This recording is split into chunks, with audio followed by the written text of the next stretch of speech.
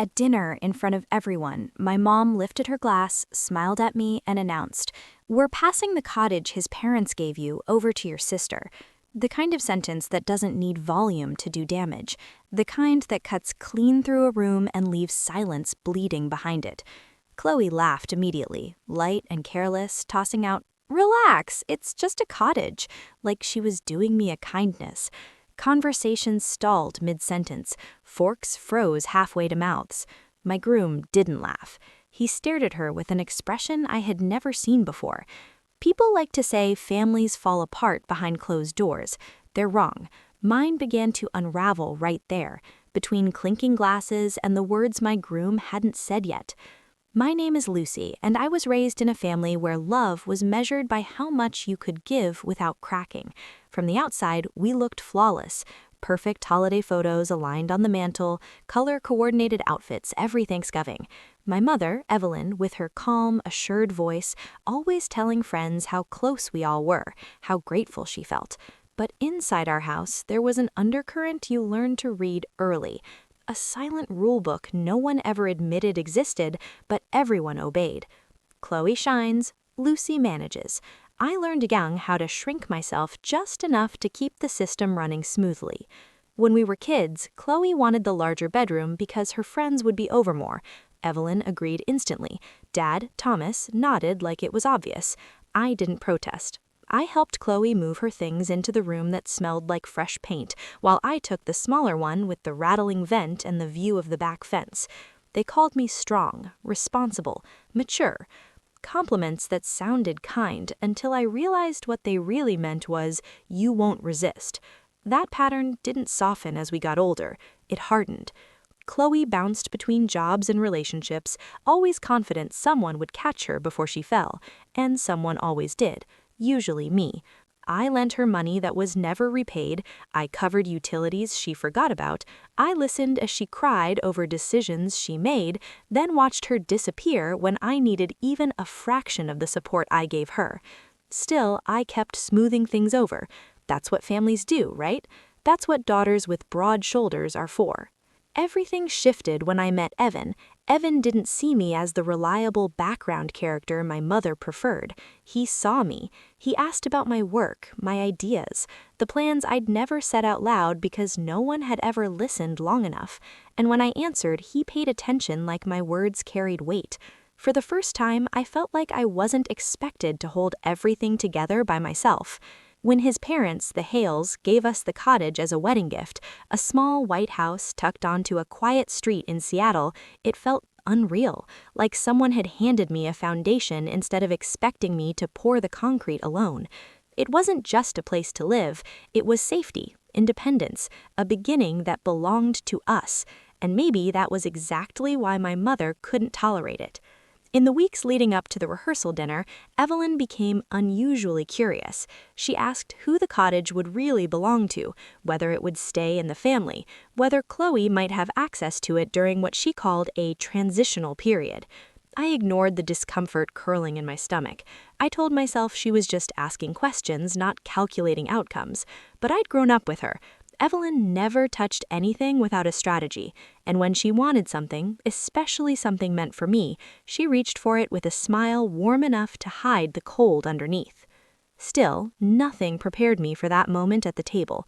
The rehearsal dinner was supposed to feel celebratory, but from the second I stepped into the ballroom, something felt off. The chandeliers glowed too brightly, the laughter sounded forced, my mother's smile looked stretched, practiced, like she'd rehearsed it in the mirror. Chloe was already commanding attention, laughing louder than necessary, telling a story about how chaotic her life had been lately. Guests leaned in with sympathy. She always knew how to present herself as fragile. I sat beside Evan, and the instant I did, Chloe's eyes flicked toward me, quick and assessing, like she was checking whether her performance was landing. "Rough day?" she asked, voice syrupy. I said I was fine. Her grin widened slightly, knowing. "Well, you will be." The words lodged somewhere uncomfortable. Before I could respond, my mother appeared, draping a manicured hand over Chloe. "Sweetheart, everything's going to work out beautifully," she said, loud enough for nearby guests to hear. It was theater, I just didn't know the plot yet. As dinner went on, the tension sharpened. Evelyn praised the Hales' generosity to the whole family, emphasizing the phrase until my stomach twisted. Chloe mentioned repeatedly how she just needed stability to get back on her feet. My parents nodded with exaggerated sympathy each time. More guests overheard, more assumptions formed. I realized too late that this wasn't casual conversation, it was groundwork. My father barely looked at me. He sipped his drink, eyes flicking toward Evelyn like he was waiting for cues. The Hales exchanged confused glances, whispering quietly. Evan stayed close, brushing his hand against mine under the table, steady and silent. Then dessert arrived, and the air shifted, thick and heavy like the moment before a storm breaks. Evelyn stood, smoothed her dress, and tapped her glass. That smile again, the one that never reached her eyes. And before she spoke, before the chandelier light caught her glass, I noticed Chloe leaning back, smirking, not nervous, not grateful, victorious. Everything snapped into place, the questions, the interest, the carefully planted sympathy. This wasn't impulsive, it was planned, executed. Still, nothing dulled the impact of my sister's laugh after my mother made her announcement, high, delighted, rehearsed. "Relax," she said, waving her hand. "Just a cottage. Just a cottage. Like the future I fought for, the stability I built after years of being overlooked, was nothing more than a spare object she could borrow." The humiliation burned hotter than anger, and underneath it, something older finally gave way. This wasn't thoughtlessness, this was entitlement, taking and expecting gratitude in return. The applause faded, but the ringing in my ears didn't. The room felt tilted, like all the air had drained away from me. People whispered, glancing between Chloe and me, watching for my reaction like it was part of the evening's entertainment. I said nothing, and that silence, the same silence they'd mistaken for compliance my entire life, spread across the table, calm on the surface, dangerous underneath. Evan leaned close. "Lucy, look at me." I did. His face was steady, resolved. "You don't owe them a scene, you owe yourself the truth." My mother mistook my silence for approval and kept talking, explaining Chloe's transitional period and how family supports family. Chloe nodded, playing her role flawlessly, overwhelmed, grateful. She even dabbed at her eyes. I excused myself before I suffocated. The hallway outside the ballroom was cooler, dimmer. I pressed my palms to the wall, grounding myself. After a moment, Evan joined me. He didn't touch me, he waited. When I finally spoke, my voice was thin. "They planned this." He nodded without hesitation. "I know." Then my phone buzzed. Normally, I would have ignored it, but something told me not to. A preview of a group message appeared, a thread I barely remembered being added to months earlier. My stomach dropped when I saw Evelyn's name. "Make sure she feels guilty tonight." My breath caught as I opened the thread. What I saw felt like stepping into a dark room and realizing the lights were off on purpose. There were instructions, actual instructions, lines from Evelyn telling Chloe what tone to use, when to laugh, when to pretend to be overwhelmed, how to sway the guests. Notes about tainting the cottage as a community family asset, wording designed to manipulate the Hales' kindness, and the clearest sentence in the entire thread. "Lucy won't refuse in public. She never does." The words hit harder than the announcement itself, not because they were cruel, but because they were true, or they had been. Evan exhaled beside me, seeing the screen. "So this wasn't thoughtless," he murmured. "It was deliberate." My throat tightened. "They think I'm still that girl." He looked at me, then eyes sharp with a quiet fire. "Then show them you're not." For a long moment, I didn't speak. I let the weight of the messages settle, not as chains, but as clarity. The humiliation, the setup, the entitlement, none of it was accidental. They had built a script, expected me to follow it, and believed I'd fall in line the way I always had. But something inside me had shifted the moment I saw Chloe smirk. By the time we walked back toward the ballroom, my steps were steady, my breathing calm. I wasn't walking into a trap anymore. I was walking toward the truth. When we stepped back into the ballroom, the atmosphere had shifted. Conversations were flatter, glances sharper, the kind of hush that forms when people sense something is about to happen, but don't know what.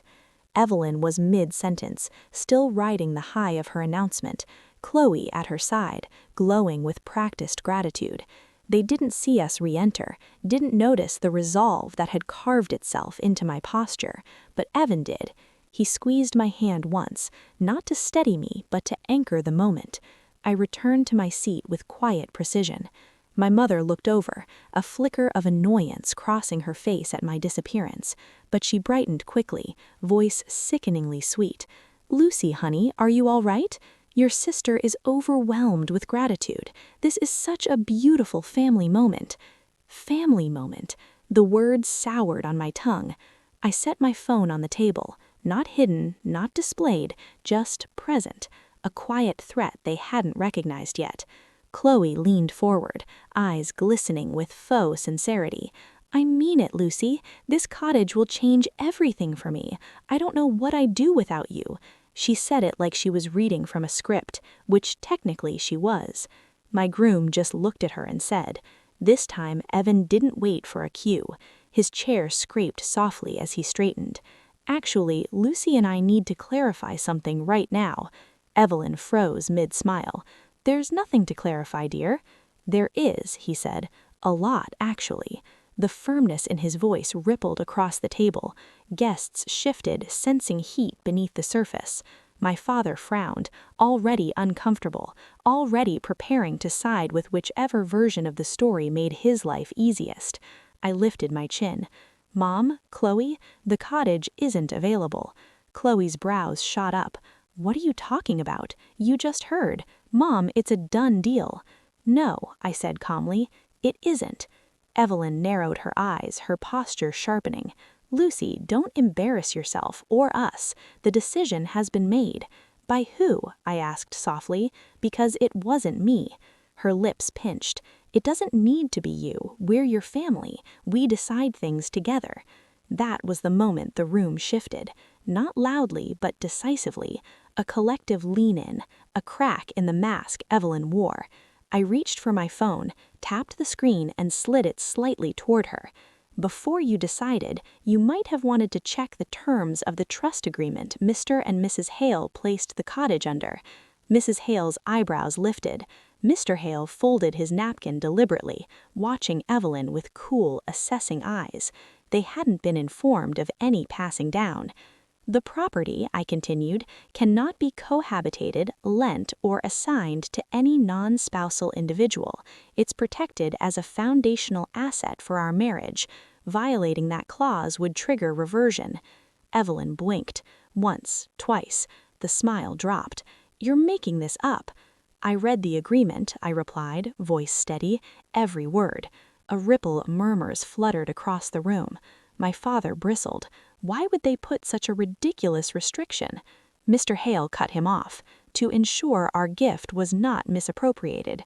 A simple sentence, a surgical incision. Evelyn paled. Chloe, however, wasn't finished with her performance. She inhaled sharply, summoning tears. "I can't believe you do this," she whispered, "in front of everyone. You're humiliating me." "You humiliated yourself," I said quietly. "The moment you agreed to follow Mom's plan," her tearful expression faltered. Evelyn's eyes snapped toward her. "What plan?" Here we were." I tapped my phone again and opened the group messages, the ones I'd been accidentally left in months ago, the ones detailing exactly how they intended to push me, corner me, shame me into compliance. Gasps floated across the table as I began reading aloud. "Make sure she feels guilty tonight. Cry if you need to. People should see you as vulnerable. She won't refuse in public. She never does. We need to frame the cottage as a family asset. She'll fold if others agree." Each sentence landed like a stone in a still pond. No one breathed. Even the waitstaff froze. Chloe's tears dried instantly, her face draining of color. "Lucy, stop. This is out of context." "Do you want me to read the rest?" I asked. She had no answer. Then Evelyn lunged for dignity, for control. "This is absurd. You invaded our private messages." "You sent them to me," I said simply. "You didn't remove me from the thread." A few guests choked back shocked laughs. Evelyn seethed, glancing around desperately for an ally. There were none. Mr. Hale stood slowly. Evelyn, this was deceitful. You manipulated our gift and attempted to coerce your daughter into surrendering something that wasn't yours. Evelyn's voice cracked. I was trying to help Chloe. She needs stability. So does Lucy, Mrs. Hale said, gently but firmly, and she doesn't exploit people to get it. Evan's hand found mine under the table. Lucy, you don't owe them anything, he murmured.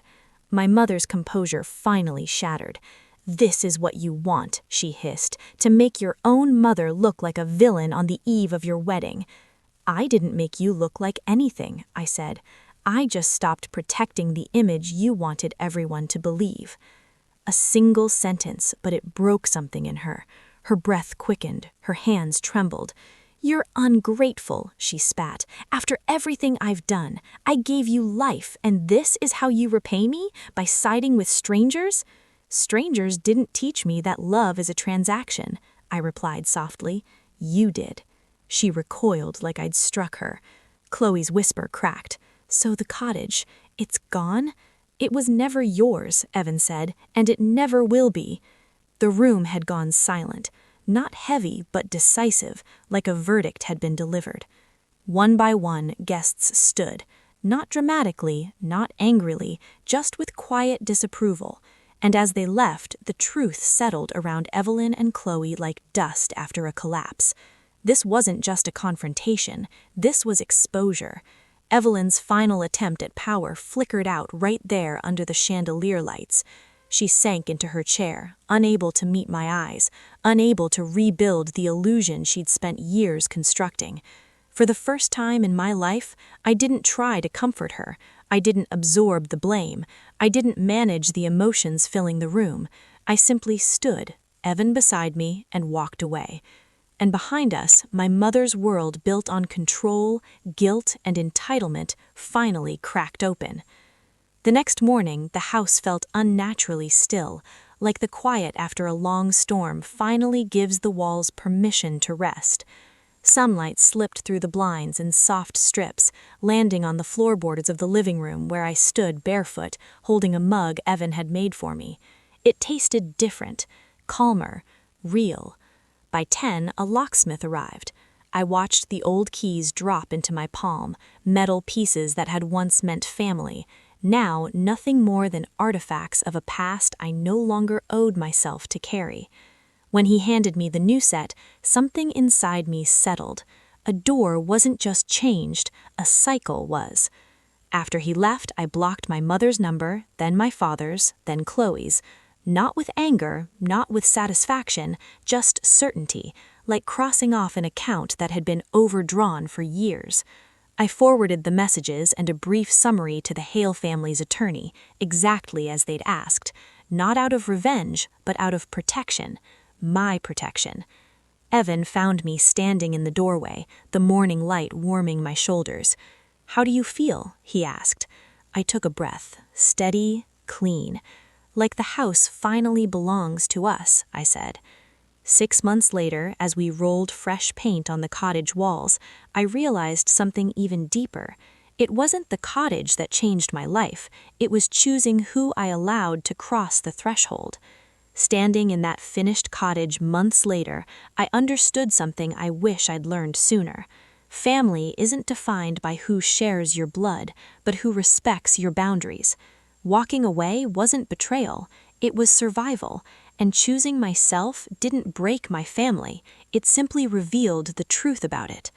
If you've ever had to rebuild your life from the inside out, tell me your story in the comments, and don't forget to subscribe for the next story.